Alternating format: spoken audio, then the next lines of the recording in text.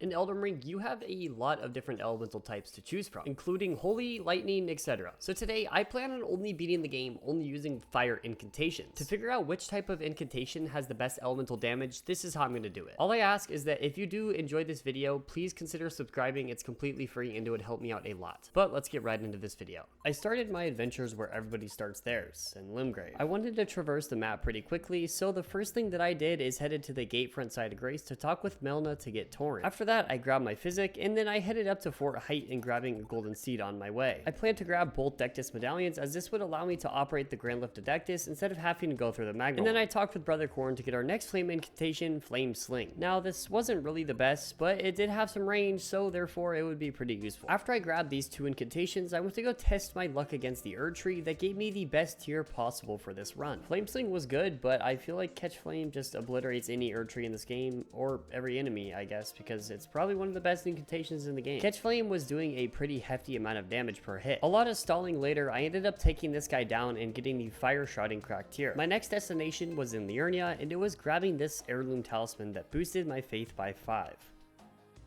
After I grabbed this, I went to Raya and completed her semi-quest line, just enough for her to teleport me to Volcano Manor so I can buy Assassin's Gambit early and have access to stealth. After this, I kept adventuring through Liurnia, picking up another golden seed on my way. Thankfully, I have Torrent, but it did take me still a little while to get my way to the Grand Lift of Dectus. I just realized when I got here that I didn't have the other half, so that's exactly what I went to go do. I threw a knife so the bats didn't poison me while I was trying to climb up this ladder on the left side. Then I grabbed the Dectus medallion without getting touched. Now that I could actually use the lift, I went to go do that and then do Raya's questline so I can get taken to Volcano Manor like I was talking about earlier. I forgot to put Bernal out of his misery, but first things first, I went to go grab Golden Bowels since I was right here. I went to Dragon Barrel because I needed a lot of runes for this run. And luckily, in this region, everything drops a lot and almost every single boss is cheesable. Grail started hitting a Fortnite emote, so I thought I would match him and do the same. But now I had plenty of power to kill Bernal without any problems because this guy could be a hassle sometimes. Now that I have Gambit all under control, I could take this Spirit Spring up in this tower to grab Howl of Shaburi. Now I could finally accept joining Volcano Manor and I had access to Gambit. But more importantly, it's time to get our main seal that we would use throughout the entire run. The Erd Tree seal has excellent scaling and it's pretty easy to upgrade as well. So that's one we're going with. Next up, I made the long run up Seathwater because I needed to get the most important talisman out of this run by far. The Fire Scorpion Charm is excellent because it boosts our fire damage, so we're gonna very well be wanting to equip this. After this, I speedran my way up to Landale to get the Great Bow because this is an excellent item to distract enemies with, as you'll see in a couple seconds. The Great Bow makes a lot of noise when you shoot it at something, so this is a perfect item to distract. We can use the arrows to shoot in specific places, and obviously if an enemy hears this, they're going to be walking towards it. And where else would we put this guy than where he deserves to be, right off the cliff. I usually use the Uchi here, but I wasn't really too sure if this thing did over 40 poise damage or not. But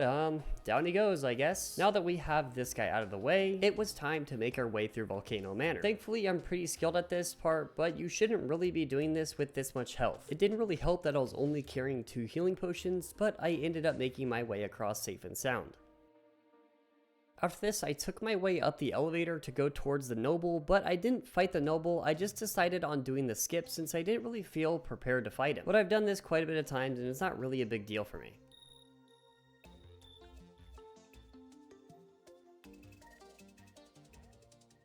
A couple tricky jumps later, I ended up getting a Somber 7. For some reason, this one's the hardest to get, but you know what? I'm not going to question it. And then just after that, the Somber 8 and 9 are located just by the Divine Tower in Caelid, and it's not really too hard to get. I couldn't actually get the Giant's Flame seal right now to boost all my fire incantations, so the next best thing was the Jellyfish Shield. It was now time to fight Margit, so let's see how this goes.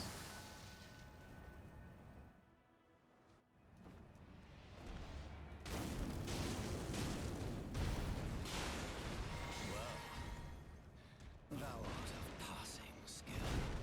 Warrior blood must truly run in thy veins. Tarnished.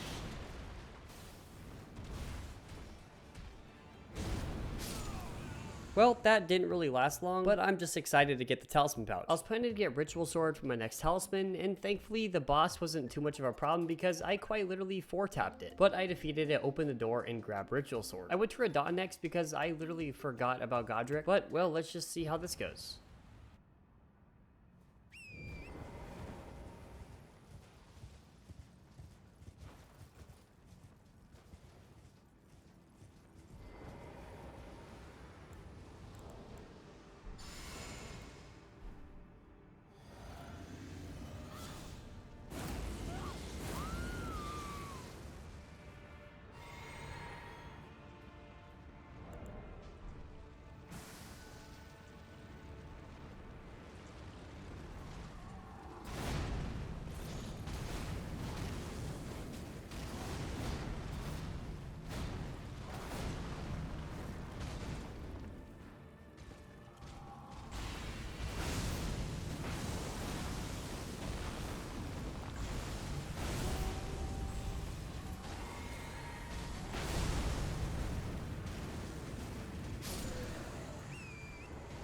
I hate to say I was expecting something else, but Catch Flame is just incredibly overpowered. For some reason, she didn't give me my talisman pouch, but then I realized I just completely forgot to kill Godric, so that's where I was headed next. Since we're doing a fire playthrough, I thought, well, let's just try all the different Giant's Flame incantations. I went and grabbed this prayer book because this was one of the fire ones, so I went to go trade this in to learn some terrible incants. Better off by giving them a try though, so I started by grabbing some more memory stones because I needed more spell slots. Now let me just rephrase that a little bit. The O Flame was a pretty cool chargeable catch flame and it did do a little bit of damage, but this one just kind of sucks. I'm not too sure why, but I tried everything I could and it still kind of just sucks. I don't really know how to describe this other than it feels like you just put water into a flamethrower. I went to go try some of my new incants on Godfroy and I really actually liked O Flame. It was really satisfying to use. And then Surge O Flame is over there just tickling him. Surge O Flame is kind of just there to massage all 90 million different parts of this guy's body. But Catch Flame was just kind of the same old, and then I ended up taking this guy down later on down the line. I killed this guy because he dropped a very important talisman called the Godfrey icon, which enhances charged spells, so I'm gonna need this a lot. But after I got this, I went to go kill the real Godric and not his fake brother.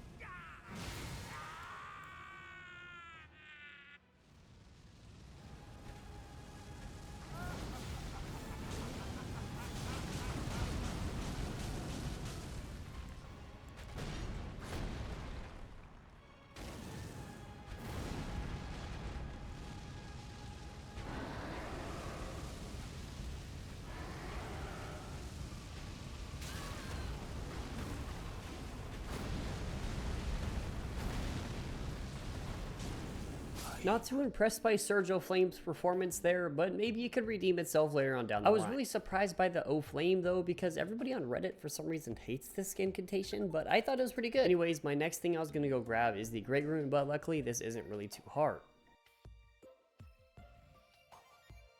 I have over 1100 hours in this game and I still can't remember this lady's name, but I got my talisman pouch from her. And then I headed back to the capital because Goldfree was up next. You know, something about this O Flame actually I really enjoy. Mostly because it's very quick to charge and it's very forgiving on the damage. Probably not more than Catch Flame, but still, it's really satisfying to use. But anyways, Goldfree was up next.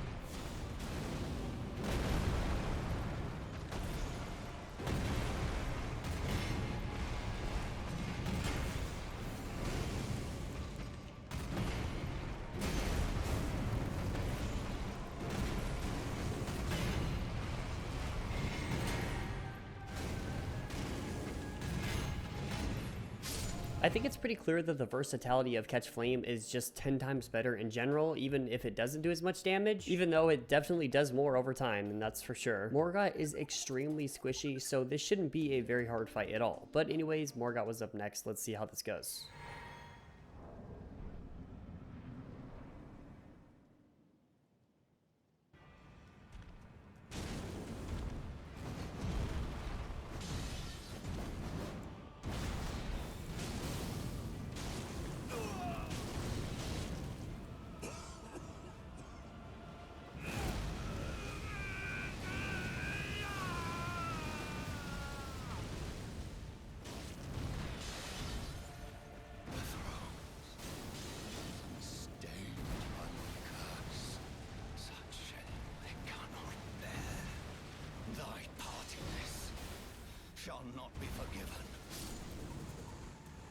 Morgott is extremely susceptible to all damage types just because he doesn't have the big health bar at all. But now that Morgott was down, we have access to a lot of different fire stuff, and we should start go getting it as soon as possible. And that I did. Well, after the 20-minute running section, of course. I still currently don't have the seal to boost my incants, and you get this solely in the game. It's kind of annoying, but I guess I was going to go get it right now. And not gonna lie, this is probably one of the roughest experience I have had in a dungeon before. But as we do as everything, I get it down eventually, and I jump down to grab my seal. I'm more so happy that I don't have to carry this giant translucent shield on my back anymore, because it kind of looks funky. But since I never grabbed the grace, I don't have to take the elevator, and I just teleported right back to the top when I graced out. I used the great bow again to distract these two flame guardians. This thing is just super useful to have. I am so thankful that this guy did not see me, because I just barely snuck past him. I was honestly quaking in my boots when I was climbing up this ladder. And then I grabbed our next prayer book, and this one was actually really decent. I went to Muriel and bought myself my own personal shotgun. When I used this thing in my very first playthrough, I remember it shooting 4 or 5 projectiles, not 20. But hopefully this will be good and it doesn't upset me. I had no talisman in my last pouch, so I decided to go to Raya Lucaria for my last one. Getting through Raya Lucaria is not very hard, but the more so hard part is just saving your sanity and not losing it all by getting grabbed by these dudes with the blue eyes. Either that or not breaking your controller because you're just getting non-stop mauled by dogs. But I saved it and eventually made my way up to the red wall. I wanted to try to get a fully charged shotgun off, but I really knew that wasn't going to happen. This guy was just way too jumpy. The half-charged one still did a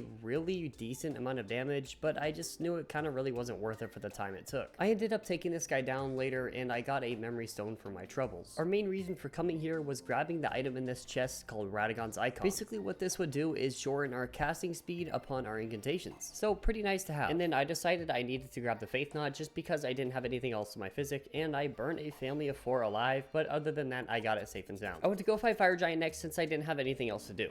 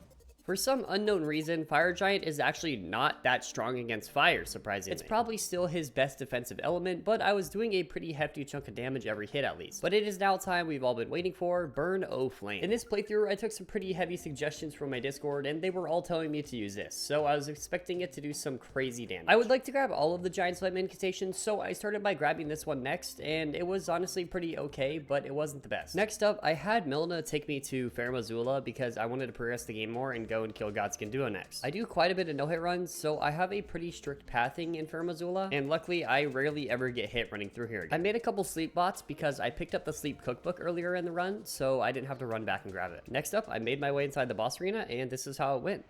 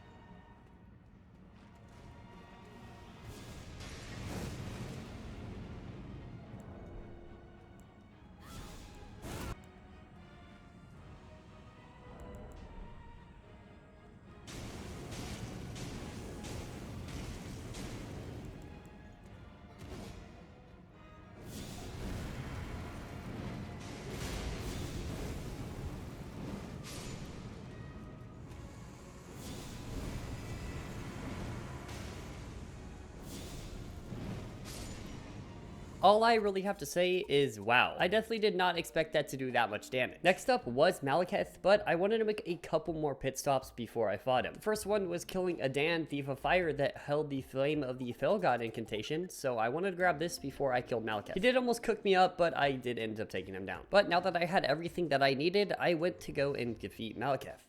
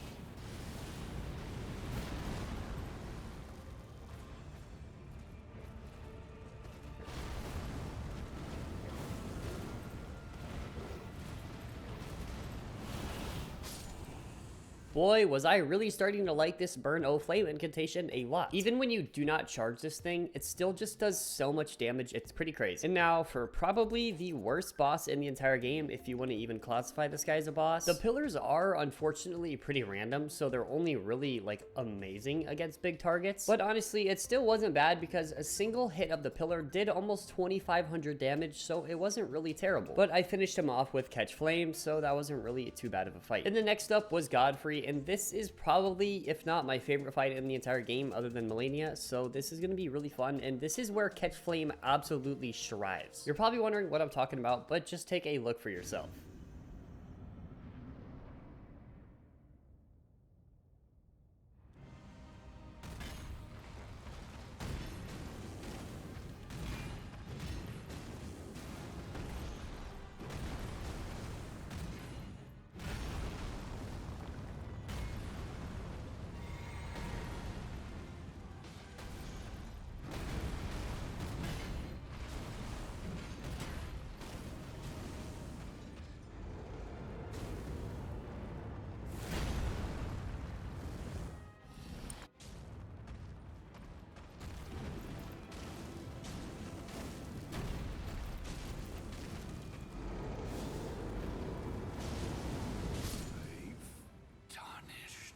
I'm not too sure if I would have gotten hit by that, but honestly, I'm kind of thankful he got killed that fast. That just kind of shows how overpowered this incantation could really be. Radagon and Elden Beast were a different story, and my Radagon's fight was kind of chopped. Catch Flame did some absolute work here. I did one more hit than I should have and ran out of stamina, and I didn't think I had enough to jump, but I did. But after I got caught by that stomp, he started doing the big 3 triple slams, or whatever this attack is even called.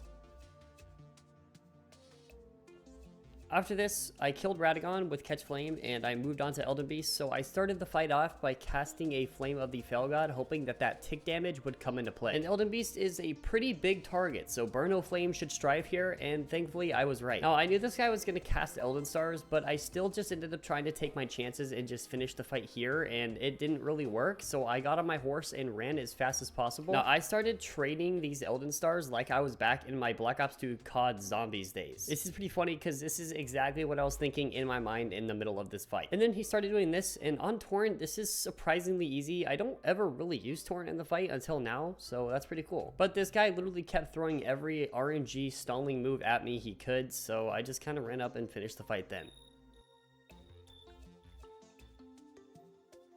This was extremely fun, and I would love to do this in DLC or with perhaps a different element, so if you would like to see that, drop a comment and drop a like on this video. It would mean a lot if you guys could subscribe. I take a lot of time to edit these videos for you guys, so it would mean the world. If you like any of these videos on screen, feel free to check them out too.